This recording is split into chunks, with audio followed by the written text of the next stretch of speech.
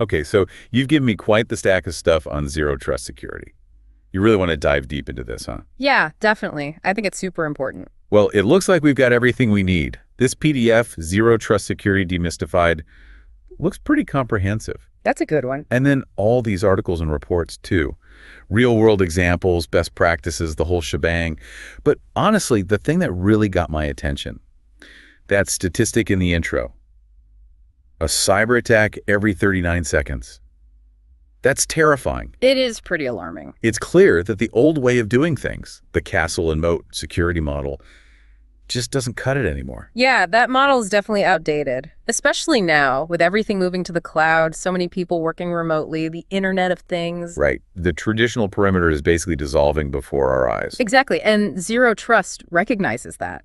It takes into account that in this new world, trust itself can actually be a vulnerability. So we're not supposed to trust anything or anyone on the network anymore. It's all about verification. Pretty much. Instead of just assuming everything inside the network is safe, Zero Trust is all about never trust, always verify.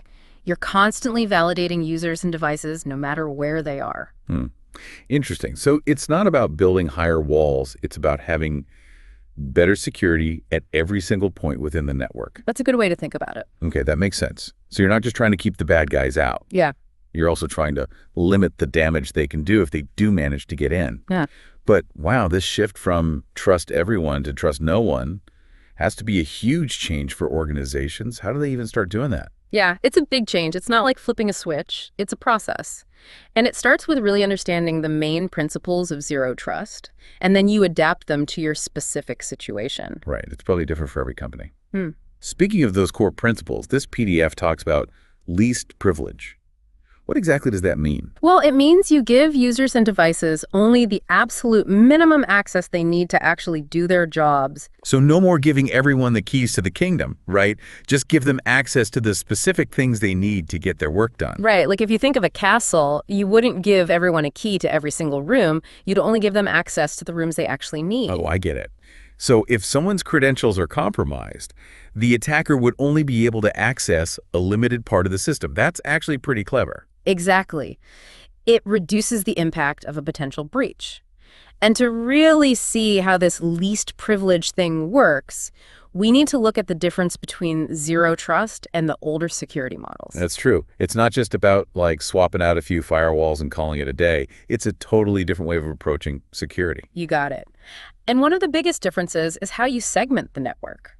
Older security models would often give broad access once you were in, but Zero Trust uses something called microsegmentation. Microsegmentation. That sounds like you're dividing the network up into tons of tiny little sections. That's exactly right. It's like if you took that castle and divided it into all these smaller, secure zones, each with its own access controls. So that if one area is compromised, the attacker can't easily spread to other parts of the network. Kind of like damage control. Exactly. Containment is key. But how do you actually implement this microsegmentation thing? That sounds pretty complicated. Yeah, where do you even begin? It starts with understanding what your network actually looks like. You have to map out all your users, your devices, applications, data flows, everything. You need to understand how it's all connected and where your most important assets are. Okay, so it's like making a blueprint of the whole network, figuring out where the most valuable stuff is, and then figuring out the best way to protect it. Exactly. And once you've got that blueprint, you need a roadmap. A roadmap. Yeah, a plan. You have to figure out how you're going to actually implement Zero Trust, which areas you'll focus on first, what technology you need, how you'll measure your progress. So it's about setting goals, breaking the implementation down into smaller steps. Exactly. And your roadmap needs to be specific to your organization. What works for one company might not work for another. Right, there's probably no one-size-fits-all solution. Yeah. Okay, so visualize the network, create a roadmap. It's starting to make more sense. But what about the actual building blocks of Zero Trust? This PDF talks about a Zero Trust architecture with 5 key pillars. What are those? Oh, yeah, those are important. Those pillars are identities, devices, networks, applications, and data. They're like the foundation of a solid Zero Trust approach. Okay, so let's break those down. First up, identities. I'm guessing this is all about making sure that the people accessing the network are who they say they are. Yep, that's a big part of it. It's about making sure you're really confident about who the user is, which means ditching the old username and password combo and using stronger authentication methods. Right, because passwords alone are practically useless these days. Pretty much. So we're talking about multi-factor authentication, adding extra layers of security like a code from your phone or a fingerprint scan.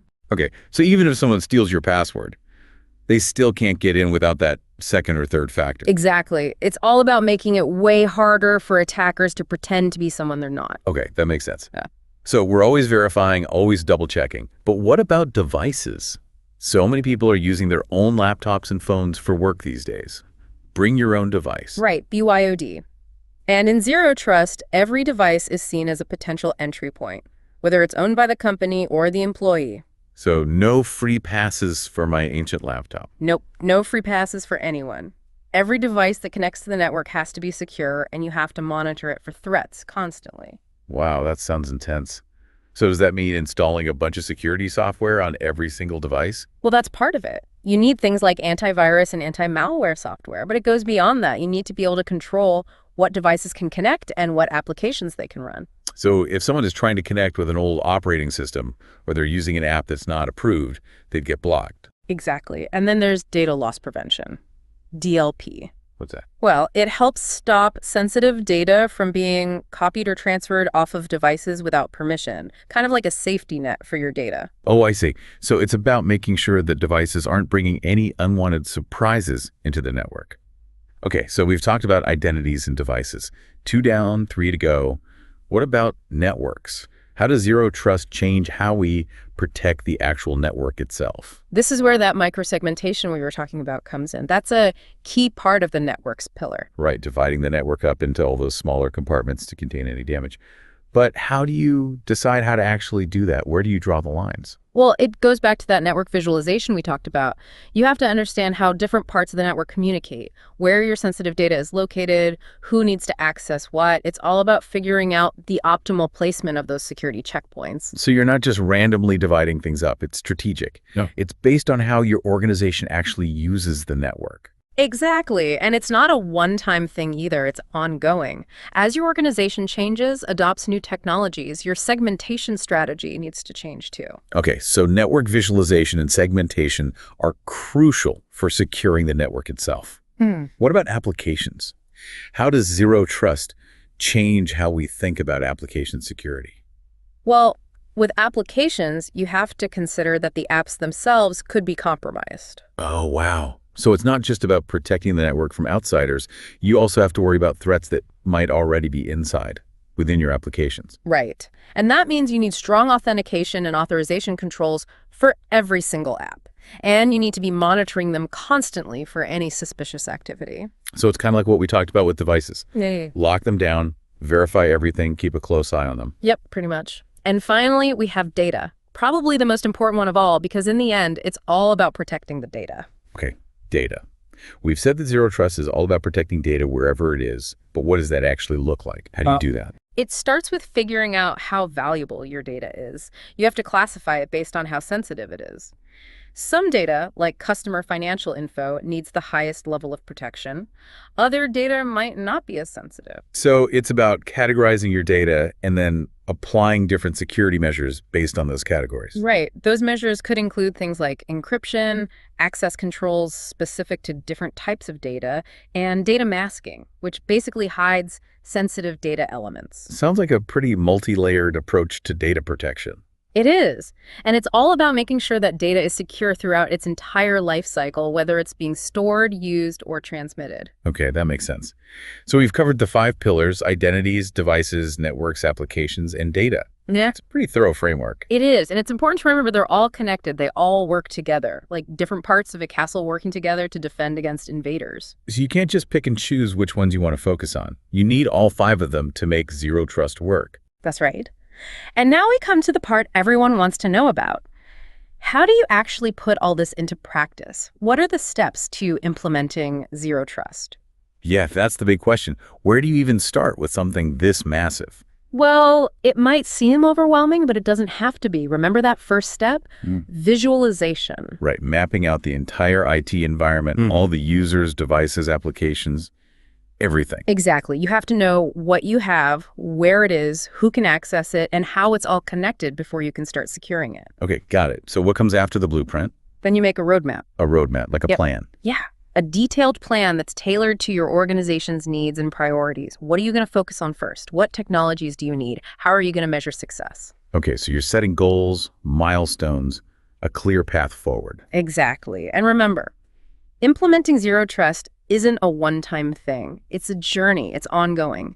You're constantly improving and adapting as your organization changes and the threats evolve. Right, so it's not like you reach zero trust and then you're done. It's a constant process. Okay, that makes sense. But let's be real. Implementing all of this sounds like a huge project. Where do you actually begin? What are some practical first steps? That's a great question. And you're right. Trying to do everything at once is a recipe for disaster. The best advice is to start small. Don't try to tackle everything at once. Don't try to boil the ocean. Well, exactly. Focus on the most important things first, your most sensitive data, your most critical applications. So the areas where a breach would be the most damaging. Right. And make sure you have those foundational elements in place. Strong identity and access management, multi-factor authentication, least privilege access. Right, those are the basics, the building blocks. They are. And don't forget about ongoing monitoring and adaptation. Zero trust isn't a set it and forget it kind of thing. You always have to be paying attention, looking for new threats, and adjusting your defenses. So it's about being proactive, always looking ahead and adapting to the changing threat landscape. Exactly. And remember, you don't have to do it alone. There are a ton of resources available to help you. Vendors, consultants, online communities. Don't be afraid to ask for help. That's good to know. So we've laid out the basics, what zero trust is, why it's essential in today's world, how it's different from traditional security. We've talked about the key elements of its architecture, and we've even touched on some practical steps for getting started. We have. And as we dive deeper, we'll explore the exciting future of zero trust, AI, and machine learning, zero trust enclave design, and how it all ties in with other security frameworks like SASE. Sounds like we're about to venture even deeper into the zero trust universe. We are. It's going to be a fascinating journey. I can't wait to see what else we uncover. Me too. Let's keep going. Okay, so let's pick up where we left off and delve a little deeper into the future of zero trust. You mentioned AI and machine learning, and I have to admit, the idea of algorithms making security decisions is kind of mind-blowing. Are we talking like robot security guards patrolling the network? Well, not exactly robots, but it's not as far-fetched as it sounds. AI and machine learning are already making a big impact in cybersecurity, and their role in zero trust is only going to get bigger. Okay, color me intrigued. But how exactly will AI change the zero trust game? It's got to be more than just letting robots make all the decisions, right? Oh, definitely. It's not about replacing human judgment. It's about augmenting it. One of the biggest impacts will be in automation. Right, we talked about how zero trust relies on automation for things like controlling access and detecting threats. But I guess AI and machine learning can take that to a whole new level. Exactly. AI is amazing at analyzing huge amounts of data and finding patterns that humans might miss. So it's like having a superpowered security analyst working 24/7, always learning and getting better at spotting trouble. But how do you make sure the AI is making the right decisions? Isn't there a risk of it getting too autonomous, maybe locking out legitimate users? That's a valid concern, and it's why human oversight is still absolutely essential. AI and machine learning are powerful tools, but they're not perfect. It's more like a partnership. The AI helps your security team by alerting them to potential threats, maybe even automating some responses, but ultimately humans are still in control. Okay, that makes sense. It's about using AI to make things more efficient, but not handing over the reins completely. So AI-powered automation is one piece of the puzzle. What else is out there? How else are AI and machine learning shaping the future of zero trust? Another exciting area is behavioral analysis. AI can learn what normal behavior looks like on the network for users and devices, and then flag anything that seems out of the ordinary. So if someone suddenly starts accessing files they've never touched before, or a device starts sending out a ton of data, the AI would notice that. Exactly. It's like having an incredibly observant security guard who never takes a break, constantly watching for any subtle signs of suspicious activity. I like that image.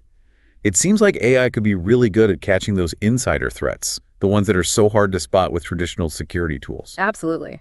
AI's ability to analyze patterns and spot those anomalies makes it a game changer for detecting potentially malicious activity that's coming from inside the organization.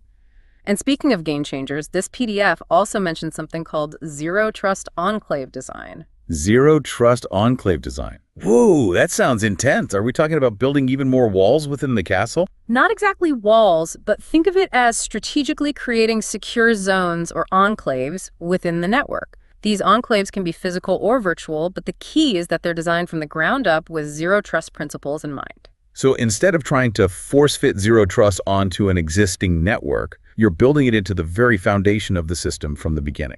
Exactly. It's a forward-thinking approach that's becoming more and more important as organizations use things like cloud computing, edge computing, and the Internet of Things. All of those technologies really blur the lines between what's inside and outside the network. That's true. Data and applications aren't confined to a single location anymore. You need a security model that can adapt to this more distributed, interconnected world. You got it. Zero Trust Enclave design is all about creating those secure pockets within the network, no matter where they're physically located, and making sure that data and applications are protected wherever they live. So it's about building fortresses within the fortress, each with its own set of strong security controls. That's a great way to think about it. And these enclaves can be tailored to the specific needs of different applications, data types, or groups of users, so you have a lot of flexibility and control. Zero Trust Enclave design sounds like it could be a key strategy for securing those cloud environments and edge deployments we were just talking about. But man, with all these new technologies and approaches, it's getting hard to keep up. Remember how we mentioned SaaS earlier? I'm still a little fuzzy on what that is and how it fits into this whole zero trust thing. Don't worry, you're not alone. SaaS, or Secure Access Service Edge, is one of those buzzwords that gets tossed around a lot. Basically, it's a cloud-based security framework that combines networking and security functions into a single service. So instead of having all these separate security appliances all over the network, you're moving all those functions to the cloud. Exactly. And that has a lot of advantages. It's more scalable, more flexible, and often more cost-effective. It lets organizations secure their users and data no matter where they are, which aligns perfectly with those zero trust principles. Okay, I see the connection now. So SaaS Key provides the secure infrastructure and the way to deliver zero trust, while zero trust provides the access controls and verification mechanisms. You got it. They're a perfect match. SASE makes sure users can securely connect to apps and data wherever they are, and Zero Trust makes sure that only the right people and devices have access to those resources. So they're like a dynamic duo of security, working together to protect the modern, distributed enterprise. It's pretty clear that these evolving technologies and approaches are going to play a huge role in shaping the future of zero trust. Absolutely. AI, machine learning, Zero Trust enclave design, SASE, these are just a few of the key trends to watch. As the threat landscape keeps changing and new technologies pop up, we can expect even more innovative approaches to zero trust. It's a lot to keep up with, but it sounds like these developments have the potential to make zero trust even more powerful and adaptable down the road. Definitely. And that's good news for organizations that want to build a truly resilient security posture. Okay, so we've talked about the future, but let's come back to the present for a minute. We've talked about all the benefits of zero trust, but let's be realistic. Implementing all of this can't be easy. What are some of the challenges that organizations face in the real world? You're right. It's not always smooth sailing. One of the biggest hurdles is managing user expectations. People are used to a certain amount of freedom and flexibility when it comes to technology, and zero trust can feel restrictive at first. So it's not just about implementing the technology, it's about getting people on board with the idea that security is a top priority, even if it means a few extra steps or changing their behavior a bit. Exactly. And that requires clear communication. You have to educate users about why you're implementing zero trust, how it benefits them, and what changes they can expect. So it's not just saying, hey, we're doing zero trust now, deal with it. It's about explaining the why behind the what. Right. Transparency and collaboration are super important. And while you need to communicate the reasons behind it, you also have to make sure zero trust doesn't make things too difficult for users. We talked about finding that balance between security and usability. how do you actually do that? That's the tricky part, right? Yeah. You don't want security to get in the way of people doing their job. Exactly. And that's where careful planning comes in. You need to make sure those authentication processes are smooth, intuitive, that users can get to the resources they need without jumping through hoops. It shouldn't feel like they're constantly running into roadblocks. So it's about making security as invisible as possible so it doesn't become a burden. Exactly. Which, to be honest, is often easier said than done, especially when you're dealing with complex networks, old systems, and a million different devices and applications. Right. Getting all those systems to work together can be a nightmare. You're telling me. Integration is another big challenge. Zero Trust isn't a single product. It's a whole collection of technologies and principles that you have to weave into your existing IT infrastructure. So you have to make sure that all those different pieces fit together seamlessly, and there are no gaps in security. Exactly. And that can take a lot of time and effort, especially if you're dealing with a bunch of old, outdated systems or products from a bunch of different vendors. Okay, so managing user expectations, minimizing friction, dealing with integration. Those are three big challenges. What else should organizations be prepared for? Well, let's not forget about the money. Implementing Zero Trust can be expensive. You might need to invest in new technology, training, and even hire more people. So it's not exactly a budget-friendly project. It can be a significant investment, yeah, but it's important to think about it in terms of return on investment. What's the cost of a data breach compared to the cost of implementing Zero Trust? That's a good point. Sometimes it's better to spend money up front to prevent a disaster later on. Exactly. And then there's the constant challenge of staying ahead of the bad guys. The threat landscape is constantly changing. Zero Trust isn't a one-time fix. You have to be constantly vigilant and adaptable. So always learning, always tweaking, always trying to stay one step ahead. Kind of exhausting, honestly. It can be, yeah, but it's essential. And it can be especially challenging for organizations that don't have a lot of resources or security expertise. Okay, so we've got a lot to think about. Managing user expectations, making sure things are user-friendly, integration, costs, and staying ahead of the bad guys. That's a lot to juggle. It is, but it's not impossible. And the benefits of Zero Trust are worth it. Better security, less risk, improved compliance. You know, as we're talking about all these challenges, it's really striking me how much of Zero Trust comes down to people. We've mentioned the cultural shift, but I think there's more to it than that. I agree. Implementing Zero Trust requires a real change in mindset, and not just for the IT department. The whole organization has to be on board.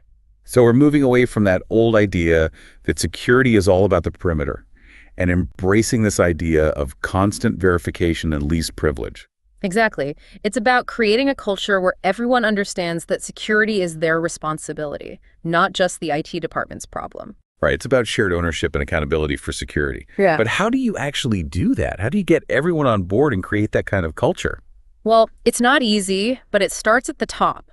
Leaders have to be the champions of Zero Trust. They have to make it clear that security is a top priority, and they have to provide the resources and support to make it happen. So it's not just about talking the talk, it's about walking the walk. Exactly. Actions speak louder than words. And that means investing in training, providing clear guidelines, and creating a culture where people feel comfortable talking about security and raising concerns. So you're empowering employees to be active participants in security, not just passive rule followers. Precisely. And recognizing that security isn't a one-time project, it's an ongoing process. You're always learning, adapting, and working together. Okay, so leadership buy-in, communication, training, creating that culture of awareness, all critical. What else should organizations be considering when it comes to the human side of Zero Trust? Well, another important piece is your security operations team. Security operations, what do they do? They're the ones on the front lines, monitoring everything, analyzing threats, responding to incidents, keeping the whole system running smoothly. So they're like the guards on the castle walls, constantly vigilant and ready to respond. That's a great way to put it. And in a Zero Trust environment, their role is even more critical. How so? Why are they so important in a Zero Trust world?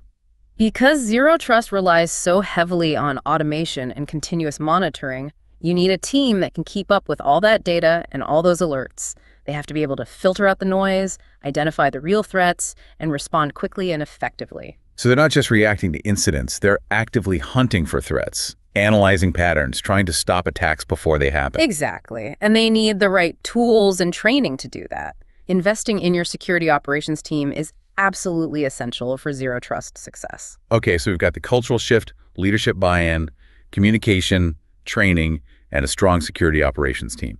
It sounds like people are just as important as technology when it comes to zero trust. Absolutely. Zero trust isn't just about the technology. It's about the people.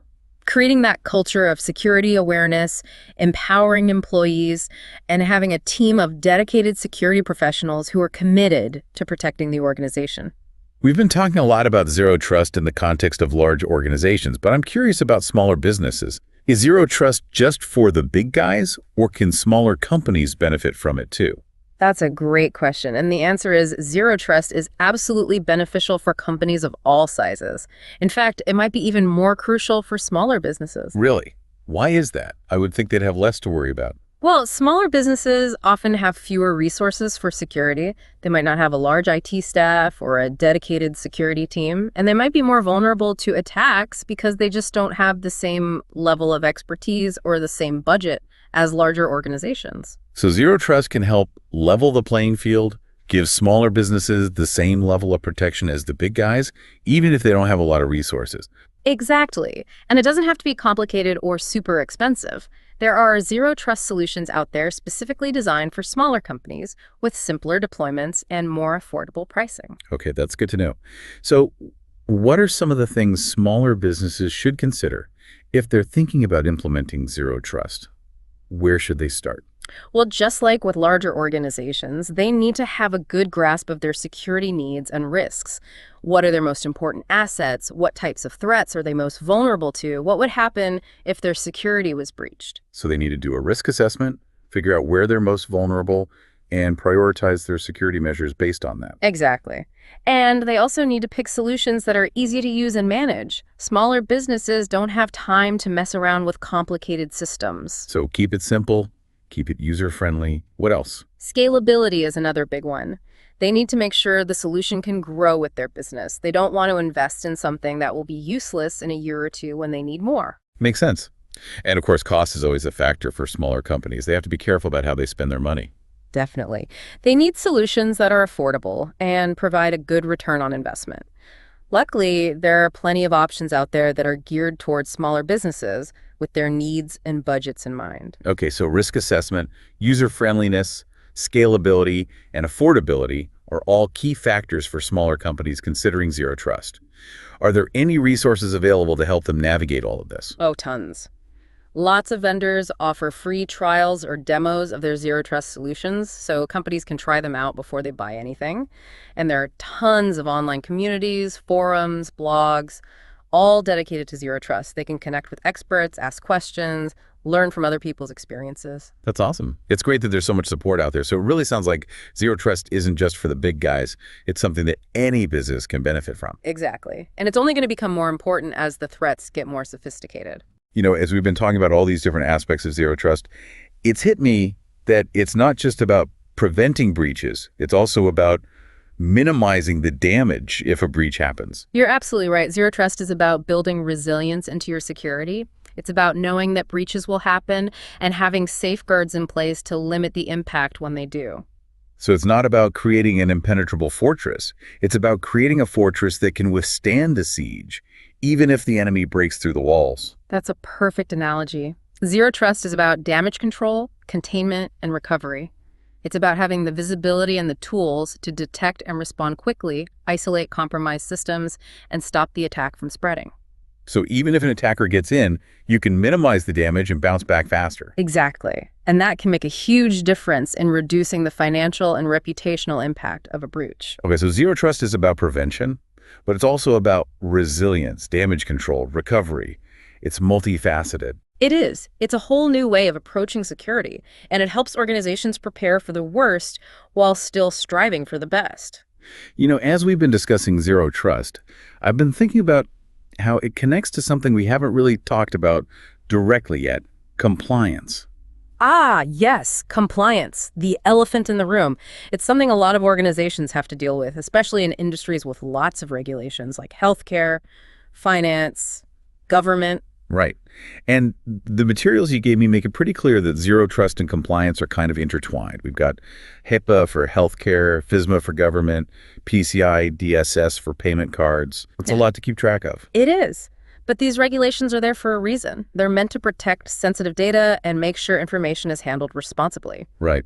And the consequences of not complying can be pretty serious. Big fines, lawsuits, damage to your reputation. Yeah. Not to mention losing your customers' trust. Exactly. And as cyber attacks get more sophisticated and data breaches become more common, those regulations are only going to get tougher. So where does zero trust fit into all of this? Is it like a magic solution for compliance? It's not a magic wand, but it can be a huge help. Zero trust aligns really well with the core ideas behind a lot of these regulations, particularly the ones focused on data protection and access control. Right, because so many of those regulations are about making sure that sensitive data is protected and only authorized people have access to it. Exactly. And Zero Trust can help organizations do that by implementing strong authentication, authorization, and granular access controls. So it's about making sure that the right people have access to the right data at the right time. And that's something that auditors and regulators really like to see, right? So definitely, it shows that you've got a solid system in place to protect that sensitive information. And zero trust goes beyond just access control, right? There's more to it than that. You're right. It also puts a lot of emphasis on continuous monitoring and auditing, which is another key element of many compliance regulations. Right. Those regulations often require companies to keep detailed records of who's accessing data, what they're doing, and when. Exactly. And Zero Trust helps organizations meet those requirements by implementing logging, monitoring, and auditing tools that track everything happening on the network. So it's like having a detailed security log that shows exactly what's going on, who's doing what, and when. That's got to be helpful for proving compliance. It is.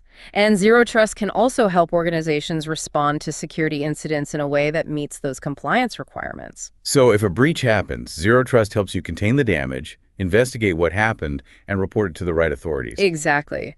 And that can be crucial for minimizing the legal and reputational damage of a breach. It shows that you took the right steps to protect the data and that you have a plan in place if something goes wrong. Okay, so zero trust can help with access control, preventing data loss, monitoring and auditing, and responding to incidents. It sounds like a pretty comprehensive approach to compliance. It is, and it's only going to become more valuable as those regulations get tougher, which they almost certainly will. So if a company is struggling to keep up with all those ever-changing compliance rules, zero trust is a good framework to consider. Absolutely. It's proactive, adaptable, and it can help organizations meet those obligations and stay ahead of the curve. You know, as we've been talking about all this, I've been thinking about how zero trust relates to the human element of security. We touched on it earlier, but I think there's a lot more to unpack there. You're absolutely right. Technology is a huge part of Zero Trust, but we can't forget about the people. They're both our greatest asset and our biggest vulnerability. Right, like that saying, the weakest link in the chain is often the human one. We fall for phishing scams, use weak passwords, click on suspicious links. Sometimes we even compromise security ourselves just to make things easier. It's true. We're all human and we all make mistakes. But that's exactly why the human element is so critical for Zero Trust to work. It's about understanding how people behave, creating a culture of security awareness, and empowering employees to make good security decisions. So how do you actually do that? How do you create a security-aware culture and make employees part of the solution? It starts with education and training. You can have the best tech in the world, but if your employees don't know how to use it or why it matters, it's useless. Right, you can't just tell people, don't click that link or use a strong password. They need to know the why behind the rules. Exactly. And you don't want to just scare them into compliance. You want them to be active participants in security. Show them how it benefits them personally. So what does good zero trust training look like? How do you make it engaging? Well, first of all, it has to be tailored to different roles and responsibilities within the company. The training for a system administrator will be different from the training for someone in sales. Right, because they have different levels of access, different responsibilities, different types of threats to worry about. Exactly. And training shouldn't just be about technical stuff. It should also cover social engineering tactics like phishing and how to avoid falling victim to them. So it's about understanding the human element in those attacks, how attackers try to trick people into compromising security. Exactly. And training shouldn't be a one-time thing either. It needs to be ongoing, especially as new threats pop up and technology changes. So it's about building a culture of continuous learning. always being aware of security, not just checking a box on a checklist. Right. And that cultural shift has to come from the top. Leaders have to set the example, be the champions for zero trust, and create a culture where security is talked about openly and people feel comfortable raising concerns. So it's not just about implementing technology, it's about changing how people think about and approach security. Exactly. And honestly, that might be the toughest challenge of all. You know, as we're wrapping up this part of our zero trust journey, it's really striking me how much bigger it is than just a technology or a set of rules. It's like a whole philosophy, a way of thinking about security that affects every part of an organization, from the technology to the people to the processes. I couldn't agree more. It's a complete shift from reacting to threats, always playing catch up, to being proactive, anticipating threats, and making security a part of every decision. Right. It's about realizing that trust isn't something you just give away freely. It has to be earned and it has to be constantly proven. Exactly. And it's about realizing that security isn't just the IT department's job, it's everyone's responsibility. Right. It's about creating a culture of shared responsibility for security. Absolutely. And I think that's the most important takeaway from this part of our deep dive. Zero trust isn't just about technology, it's about people, processes, and culture. It's about completely changing how we think about and approach security, starting from the very foundation. Exactly. And given what's at stake, it's a change that's definitely worth making. I couldn't agree more. Okay, I think we've covered a lot of ground in this part of our zero trust exploration. We've looked at the future, dug into the real world challenges, and even touched on compliance and the human side of things. We have. But our adventure isn't over yet. In the final part of our deep dive, we're going to take a closer look at the relationship between zero trust and compliance, explore some specific use cases and examples, and leave you with some actionable steps you can take to kickstart your own zero trust journey. Sounds like we've got even more exciting stuff to explore. We do! Get ready for the grand finale. Okay, so we're back for the final part of our zero trust deep dive. We've talked about what it is, why it's important, how it works. Now it's time to talk about what it all means. We touched on compliance earlier, but I think it deserves a deeper look, especially with all those different regulations you gave me. You're right. Compliance is a big deal, especially in industries like healthcare, finance, and government. All those acronyms, HIPAA, FISMA, PCI, DSS, they're not just bureaucratic red tape. They're there to protect sensitive information and make sure data is handled responsibly. Right, and the consequences for not complying can be pretty serious, right? Yeah. Hefty fines, lawsuits, damage to your reputation. You could even lose customers' trust. Exactly. And as cyber threats get more sophisticated and data breaches happen more often, those regulations are only going to get tougher. So how does zero trust, with its focus on verification and least privilege, help companies navigate this compliance maze? Is it like a magic solution for meeting all those requirements? Well, it's not magic, unfortunately. Yeah, I figured. But it can be a really useful tool. Zero trust aligns really well with the core principles of a lot of these regulations, especially ones focused on protecting data and controlling access. Right, because zero trust is all about making sure that only the right people have access to the right data at the right time. And that's a big part of a lot of these regulations, isn't it? Absolutely. Take IPA in healthcare, for instance. It requires really strict controls on protected health information. Right, patient data.